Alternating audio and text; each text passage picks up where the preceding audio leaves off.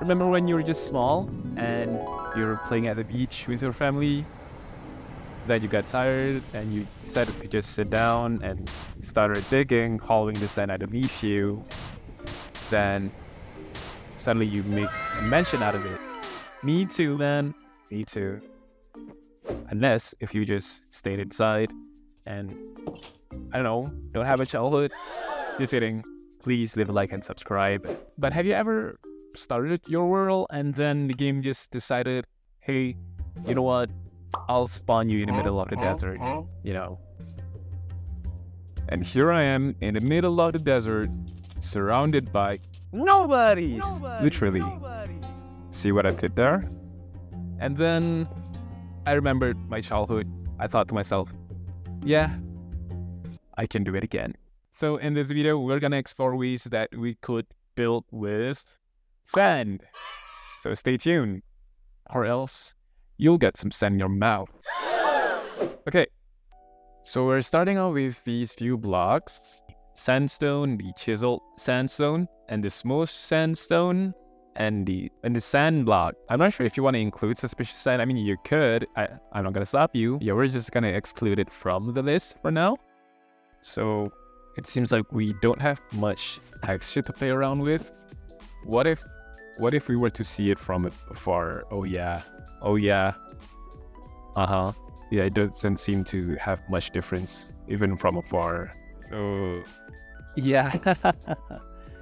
I'm in danger. So here's what I hope is a complete set of the sand type of blocks that we could play around with.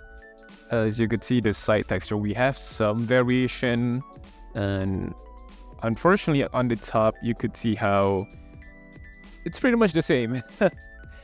So we are quite limited with what we could do with the top texture, except for the sand block. You could see how it's slightly different. It's a bit more diffused.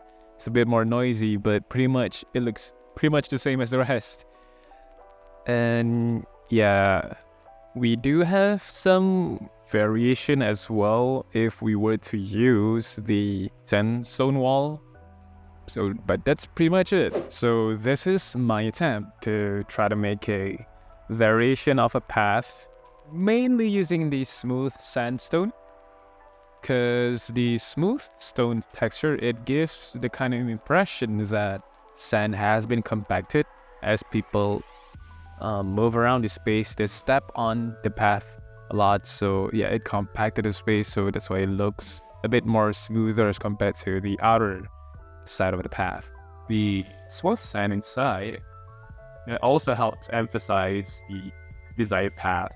Now you must be asking yourself, what about the walls, right? So for the walls, here's some of the exploration I've done. We're starting with the chiseled sandstone block, and I don't think it's a good idea to use too much of it. It's pretty much the same case as the smooth stone. Wait, no.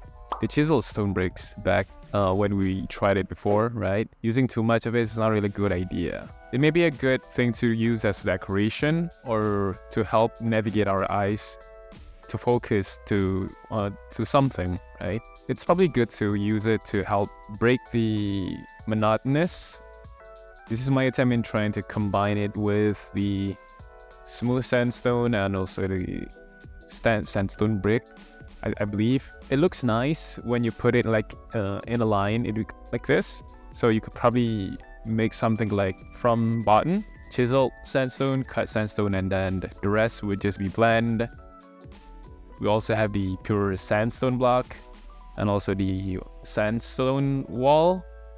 Imagine if we don't have the lines here over here and everything just blended nicely together. Yeah, that would be such a nice substitute for cobblestone. So using the sandstone wall, yeah, we could potentially make indentations like this. So yeah, that's one thing that you could also do with the wall design. I've also explored some pillar designs that we could do using the combination of the cut sandstone, chiseled sandstone, and also the smooth sandstone. So yeah, just place starting with the cut sandstone, chiseled, and also smooth sandstone. So you can make your own combination, but what I like about this combination is because the cut sandstone being at the bottom, so that's like a more solid block. It makes the pillar look a bit more sturdy. And in the middle, we have the chisel just to add a little more decoration. And on top, you could add more of the smooth sandstone. So that part is not something that we're gonna look a lot. So yeah, you can make your own combination, but this is what works for me. Now, since we've got the basic stuff such as the walls, pillars, and floors out of the way, let's start building. So I'm trying something different with this video by including the time lapse of the build, so you guys could actually follow along the building process. We first start off with the path. Using smooth sandstone, you lightly place them at the entrance, and this will wonderfully create a sense of direction. We'll start to hollow out the landscape to make room for our interior. Once you're done with that, to help us visualize the farm, you create frames starting from the entrances and then the sides of the building. From time to time, it's important to take a step back, run around your build as you observe the overall form, ensuring that it's going to the right direction. Moving on to the next step, what we could do here to make the form look more natural is simply by adding transition blocks to further soften the edges of the build. Now it's time for the details. The cut sandstone is an amazing block to frame your windows as it provides structure. But if you don't like it, it's always a good idea to take your time and play around with other blocks. Now, our build doesn't have a proper entrance just yet. In this case, using the chiseled sandstone, we place the blocks to frame the opening. Oops, don't forget a small window right there. Now that's better. To make our build a little bit more interesting, I tried opening up the roof to make it sort of like you're in a cavern with light hitting the top of your hair. But I didn't quite like it, so I had to go back. Most of the time, your wildest imagination doesn't necessarily turn out looking good, so we finished it off by adding bushes and oak planks to give an idea how you could definitely make it better if it isn't a one block type challenge. Now, isn't that wonderful? So that's it, the time lapse for the Sandmound. So, did you guys liked it? Guess I'm just gonna talk like this from now on, right? So yeah, this is the build, the Sandmound, I'd call it. I've added spikes on top. It's totally unnecessary, but it helps to improve the overall profile of the build. I've also added more volume to the slope just to make the transition a lot nicer. I could have extended the landscaping further down, but I don't feel like it today, guys. The idea of the build was initially just supposed to be a sand mound, but then it felt like something's missing, so I had to add a touch of modernism by extending those cube shapes out of the mound. You could see how the cut sandstone helps give the roof a bit more definition.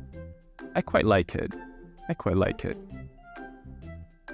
By adding the roof here, it also helps make the house look a little bit more inviting because of the contrasting shape of the entrance.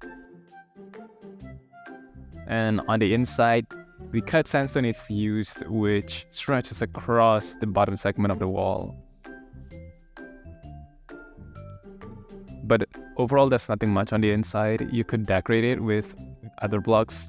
I would suggest leaves, as this build was intended to be like a small but somewhat lush cavern. Over at the back, there's also the back door. But that's pretty much it for this simple build. Let me know if you guys like it in the comment section. So now let's jump to the next build.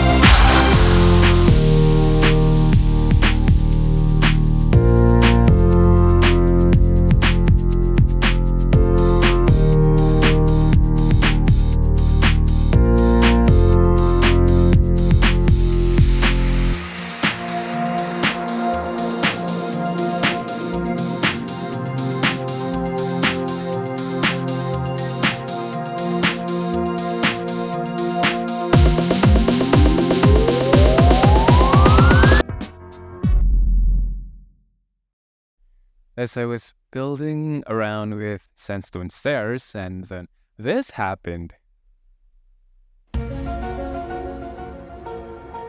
And in that moment, it felt like this whole video has been turned upside down.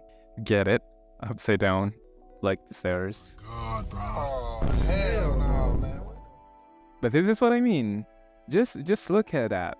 Just look at that delicious bottom texture of stairs block. I was desperately looking for a block that looks like cobblestone to make pathways, and then here it is. So now let's go through an overview of this humble build. This is how the inside looks like, and yeah, this is the back of it, and with the sandstone pattern for the pathways. For the pillars, we simply use a combo of a off-cut sandstone, chiseled sandstone, and smooth sandstone.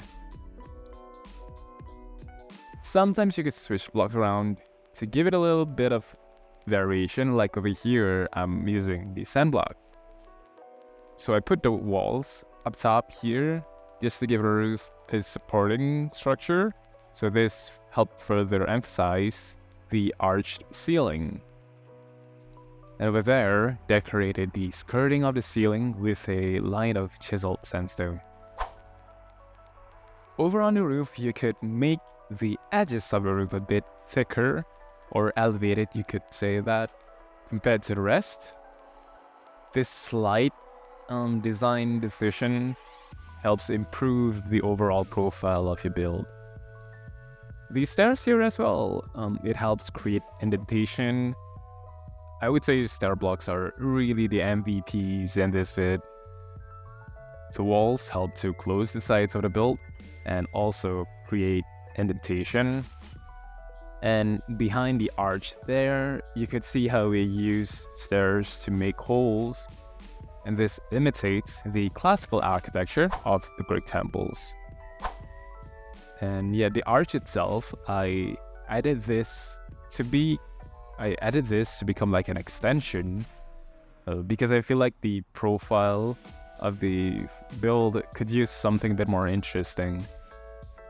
So yeah, remember to always think about the profile of your build to give it a little bit more character. So yeah, that's about it for this build. I was wondering what I could do more with 10 blocks, but when I look at the blocks, I imagined cheesecake, red velvet, and I'm hungry now. And then it hit me. I know this is gonna sound crazy, but trust me, alright? We're going to build in the Nether. It's kind of fitting, right? A Greek temple for the gods, so why don't we build one for Hades, right? Plus, why don't you not want to build something that looks like a strawberry cheesecake or red velvet. Okay, I haven't getting too far myself. Jokes aside though, from the color spectrum, I don't think red is a complementary color to cream, but they definitely complement each other. So let's proceed with the last build, shall we?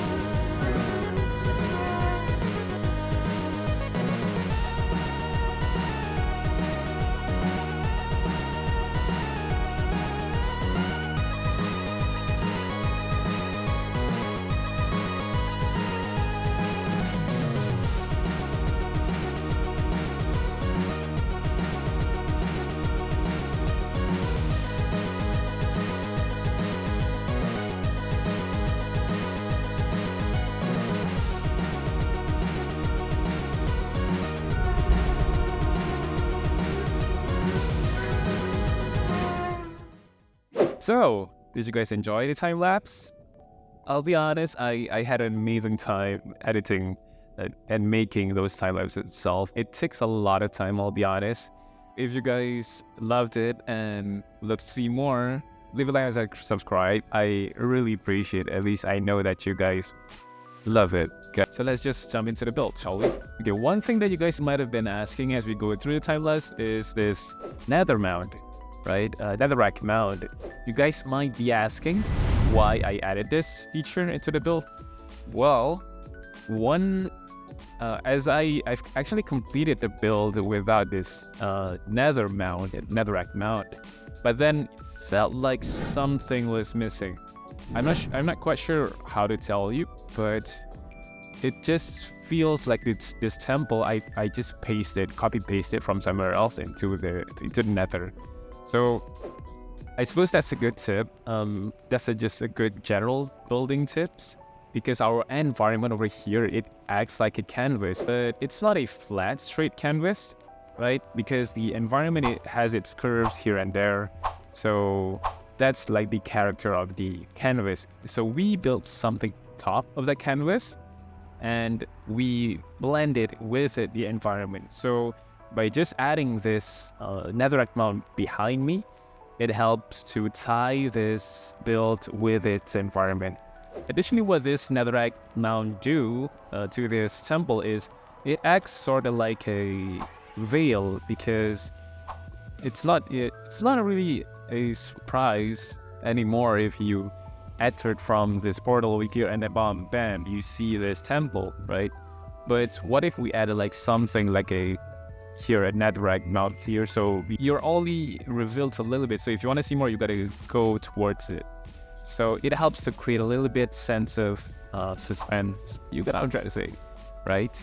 So yeah, also helps highlight this temple a lot more, just to play around with the visual experience as players. So enough with that. The design I came up with is because when I think of temple, one of the things that comes straight to my mind is something like circular. So you guys could see some of the ideas, like a circular temple. I'm not sure if it's Greek. I'm not a historian, but there's a kind of thing that I imagine when the word temple comes into my mind. Yeah, so that's how I actually came up with this design. And so yeah, this design, it has a lot of pillars, right? Okay, so the good thing about having a lot of this vertical elements, which is the pillars or columns, you guys could call it, it helps to be a sense of direction. So it moves your eyes from below to up top. And then at the top of it, we have like a pointy, like a spike on top. So what this also creates is like it's pointing upwards. So usually this kind of element in architecture, it kind of tells you like this building is kind of divine. That's how divine buildings are usually designed. We use a lot of columns and a lot of arches to help move the eyes upwards to look at God or something. But that's kind of contradictory with our concept here, because we were creating this temple for Hades, but are we supposed to look downwards, right? But yeah, of course you could play around with the story a lot, but yeah, at least it works here. And then you could see how now we are going crazy with the bottom texture of the stairs, because I don't know, I just like, because it's such good texture to make like a pathway. And then as we look into here, you guys could also see how we use the chiseled sandstone. But yeah, the chiseled varying over here to help create a little bit more decoration, not just over here, but also up top there, you could see. And then we also utilize this, I'm not sure, what's the name again? Okay, the cut stencil slab, because the texture is just nice. It helps to finish the skirting of the roof of the build. So it's a really nice block to utilize in that context to help finish the build. But yeah, one other thing in general is just a good building tip is just to round or make your edges a lot softer. But in this case, I didn't do it because I need this like a drastic transition. But on top of there, you can see how we utilize some of the blocks here. So just to make this corner a little bit more rounded. So, and then additionally, you can see how over here as well, we were using staircase. So there are a lot of different methods that you can use to round the corners. It could definitely help to improve your build in general. So yeah, let me know what you guys think, or if you guys have your own build using sandstone, do share with me, and leave a comment, like, and subscribe, and yeah, see you guys in the next episode. Bye bye.